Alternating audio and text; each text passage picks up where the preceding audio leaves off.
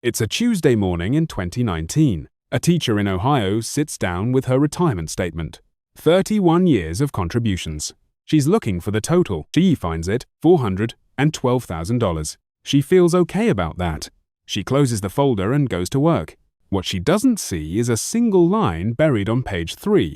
A line that, over the next 15 years, will quietly pull $180,000 out of her retirement and hand it to someone else. She's not alone. Tens of millions of Americans are looking at the same line right now, and most of them close the folder too. This video is for educational purposes only, not financial advice. Here's how we got here. When Congress passed the Revenue Act of 1978, they weren't really trying to build the American retirement system. Section 401, subsection K, was almost an accident.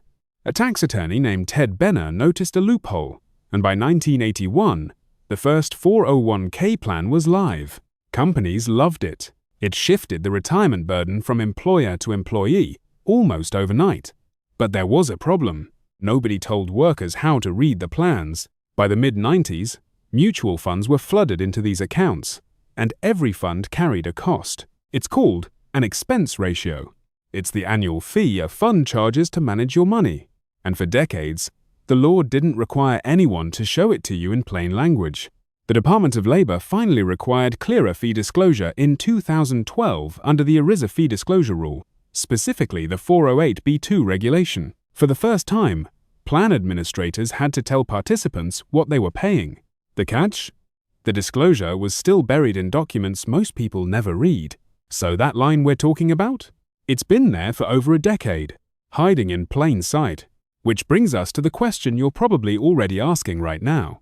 Have you ever noticed a line on your own statement that says net expense ratio or just expense ratio? Drop your number in the comments.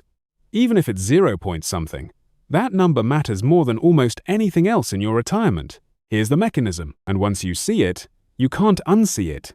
Let's say you have $80,000 in your 401k today. You're 35 years old, and you'll retire at 65.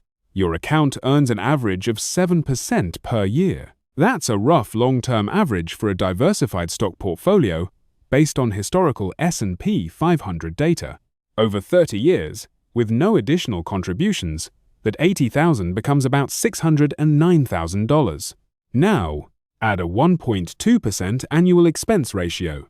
That's the average fee in many actively managed mutual funds inside employer plans. Same money, same 7% market return. You end up with about $428,000. That's a difference of $181,000. Gone. Not to the market, to the fund company. Think about that. Now here's the counterintuitive part. Higher fees do not mean better returns. The research is consistent on this.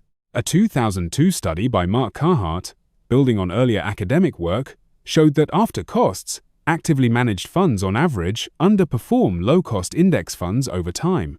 More recently, S&P Global's SPIVA report, published annually, shows that over a 15-year period, approximately 80 to 90% of actively managed large-cap funds underperform the S&P 500 index. So you're paying more and getting less. The alternative already exists inside most plans. Index funds. A total market index fund from Vanguard, Fidelity, or Schwab typically carries an expense ratio of between 0.02 and 0.15%. That's not $0.15. That's 15 cents on every $100. Compare that to 1.2%, which is $1.20 on every 100. Over a career, that gap is the difference between a comfortable retirement and a shortfall. This is our take. The fee line is the single most important number on your statement. Not your balance, not your rate of return, the expense ratio. If this changed how you think about what's actually eating your retirement, subscribe. We break down one financial story per week, built for people who are still building wealth, not for people who already have it. 2 moves. Do them this week. First, log into your 401k plan portal, find your current fund holdings, look for the column that says expense ratio or net expense ratio. Write down every number. If anything is above 0.5%, flag it. Second, compare those funds to what else is available in your plan. Most plans now offer at least one index fund option with a low expense ratio. If you see a total market index fund or an S&P 500 index fund at under 0.2%, and you're currently holding an actively managed fund at 1% or more, some people in this situation choose to move their allocation.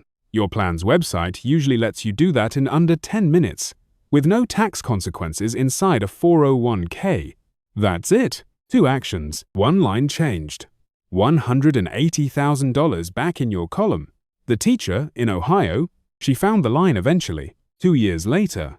After a coworker showed her a comparison, she moved her allocation the same afternoon. Next, the rollover trap that hits most people when they leave a job, and how one wrong move triggers a tax bill most people never see coming. It's already on the channel.